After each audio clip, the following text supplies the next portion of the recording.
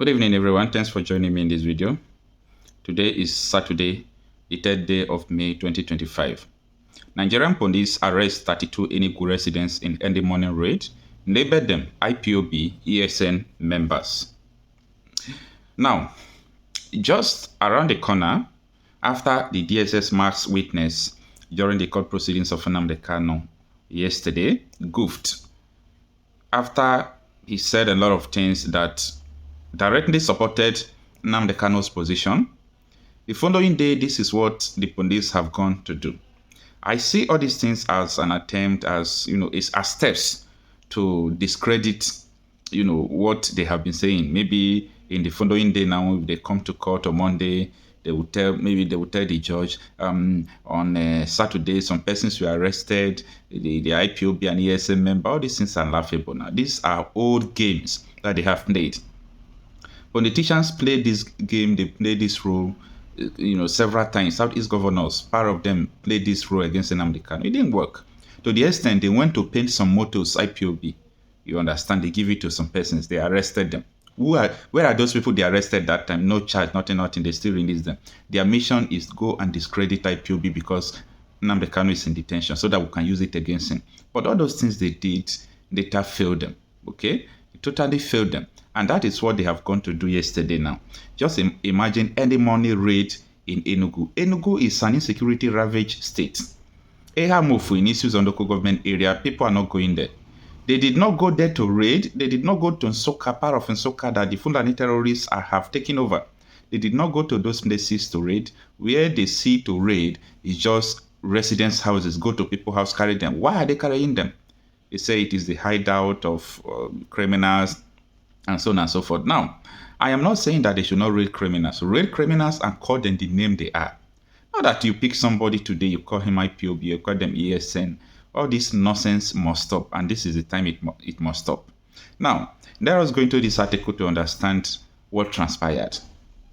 It reads that the Enugu State Police Command has arrested no fewer than 32 residents across the state in an early morning raid, while alleging that they are members of the indigenous people of Biafra IPOB and ISAM affiliate, the Eastern Security Network, ESN. Just like I said before, this is a very calculated, plan, but they came late. Yeah, they came very late because all these things are, part of the things they have been doing right from time. But it didn't work for them. So if it didn't work for you before, it's not now that it's going to work. The article continues that the police sources claim they arrested the suspects during a series of coordinated raids on criminal hideouts across the states.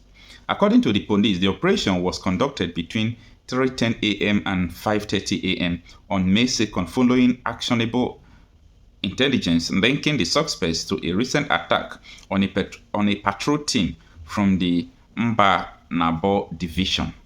The Commissioner of Police for Enugu State deployed the commander of the Distress Response Squad to lead the operation, which involved personnel from the Special Weapons and Tactics Unit, Counter-Terrorism Unit, Police Mobile Force, and other criminal teams. The targeted raid was carried out in several locations, including Mako, Ugbo Afam, Ugo Newe, and Ugbo Nabo axis of Enugu State. Among the apprehended were 10 high-profile individuals allegedly involved in previous attack on the Agbo Police Divisional Headquarters and a patrol team from the Inni Division. All right, let me stop the article here so that I'll have time to explain for you people what matters in this article. About a month ago, I reported that there was an attack on police station in Enugu State. And in that attack, I was saying a lot of things that if it is before, they will be accusing IPOB and, all those people. But now look at what is going on. And I know that it has nothing to do with IPOB, it has nothing to do with ESN. So the attack were carried out by criminal elements. And they should be, they should be apprehended and called them by whom they are. Now, for further explanation, for you people to understand what I'm saying, there is a video I want you to watch. Maybe you must have seen the video. The video of Zamfara Police Command, when he was saying that he even arrested, House of Assembly member and lawmaker who is a bandit.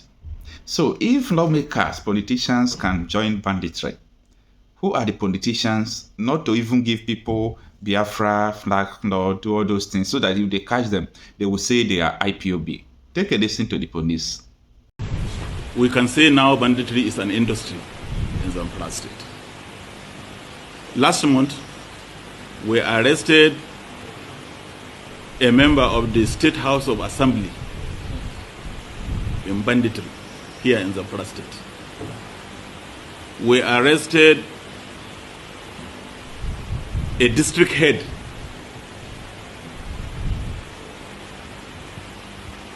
We also as well arrested a former local government chairman. So you can see that involvement of this class of people in banditry is making the situation to become more and more complex. So in essence, I can say that all caliber of people now are involved. All manner of people are involved in this banditry. More alarming and more disturbing is the involvement of a district head in supplying drugs to the bandits. So in that respect, your presence here today. Now, you understand what I'm saying now? So if this kind of situation have been happening in Nigeria, where politicians sponsor terrorists against their people, who are the Southeast politicians who want to remain in power forever, who is always afraid of Nnamdi Kanu because they sent him to where he is, up to today. So they are afraid of the man and they are ready to do anything to tarnish his image. But just like as I said before, they came late. Okay? They came very, very late. Anything that concerns people from the Southeast, I don't know why, apart from the government, the federal government of Nigeria would like to suppress it, their people as well. It's also a problem to them. Their people as well. Just imagine. Before, they were talking about political solution, that, all these politicians will meet, Tinubu. I told you people right from time that these are just politics. I know politicians. I've worked with them. I know them. Okay? They played politics within Nnamdi Kanu's detention. But when the deal day comes, nobody was there. It shows that all their effort was not good enough. Some of them, they were even doing it on social media, not because they went to plead for Nnamdi Kanu or anything like that. They never, fight to release Nnamdi Kanu. Never. All they are doing is just to gain attention of the people, for people to say, oh, this guy called for the release of Nnamdi Kanu, that's election, that's all support. These are the things they have been doing.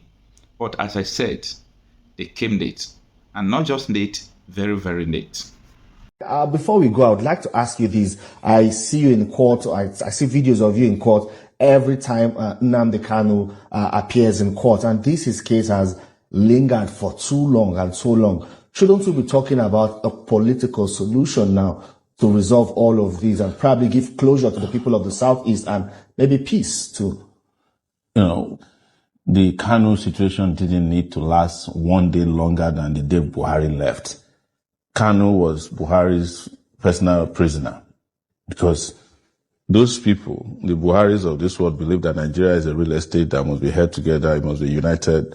But you would think that people who claim they have broad minds about what Nigeria is, the diversity of Nigeria, the crisis, is the first person they would have done. The first person they would have let go is Nnamdi Kanu, because didn't we let go Sunday Igbo? Have we burned down Yoruba land? Before Buhari left, I was one of the people fighting for Ezaki.